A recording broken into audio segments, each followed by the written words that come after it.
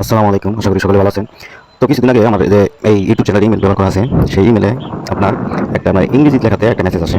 তো তার মেসেজটা ইংলিশ তো ওরকম পারি না। তারপরেও মেসেজটা আমি গুগলে সার্চ করে দেখলাম, বাংলা অনুবাদ করে দেখলাম যে সে মানে আমার ভিডিওগুলো দেখে। সে আমার সাবস্ক্রাইবার হয়তো বা না হলেও আর কি দেখে যেভাবে হোক।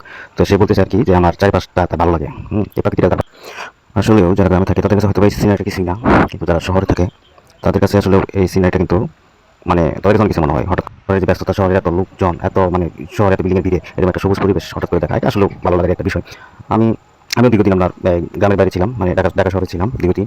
তো আমি আসলে বুঝতে পারছি যে আসলে গ্রামে না থাকলে যে গ্রামের যে একটা প্রাকৃতিক সৌন্দর্য এটা আসলে কখনো বোঝা যায় না। এটা বুঝতে হলে অবশ্যই আপনাকে গ্রামে থাকতে হবে। তো এই ভিডিওর জন্য যে আমাকে অনুরোধ করেছে আসলে সে হয়তো আমার ভাষা বুঝবে না। কিন্তু তারপরেও কিন্তু সে এই প্রাকৃতিক দৃশ্যটা দেখলে আমার মনে হয় তার একটা উপলব্ধি হবে।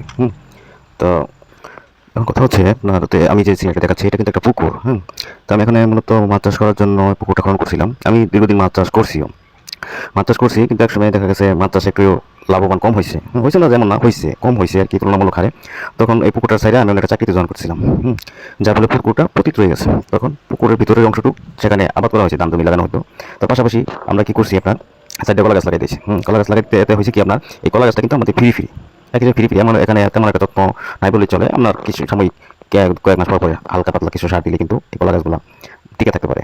তা আমি বলবো যে যাদের এরকম আছে, এরকম আছে আপনার পুকুর আছে, যারা মাছ চাষ করেন, তো এই পুকুরের পাড়ে সাইডগুলোতে আপনার কলা গাছ লাগাবেন। কলা গাছ লাগালে হয় কি আপনার আমরা একটা বাড়তি আয় আসবে, খরচও লাগবে না তেমন একটা। এমনকি এই কলা গাছের কোনো পুকুরের জন্য কোনো ক্ষতি হবে না।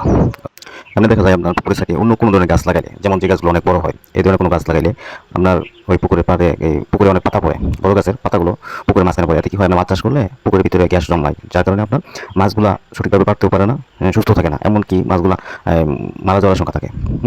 তো সেক্ষেত্রে আপনি যদি মাছ ভাবেন যে মাছও চাষ করবো পাশাপাশি পুকুরেই করবো, সেক্ষেত্রে আপনার জন্য পারফেক্ট হবে আমি মনে করি কলা গাছ। কলা গাছ লাগাইলে আপনার জন্য সুবিধা হয় দুইটা। এক হইল আপনার এই ফসলে তেমন একটা খরচ নাই, যত্ন নাই, পাশাপাশি আপনার মাছগুলো সুন্দর এবং সুস্থ থাকবে। পুকুরে গ্যাস হওয়ার সঙ্গে থাকবে না, মাছও মরবে না।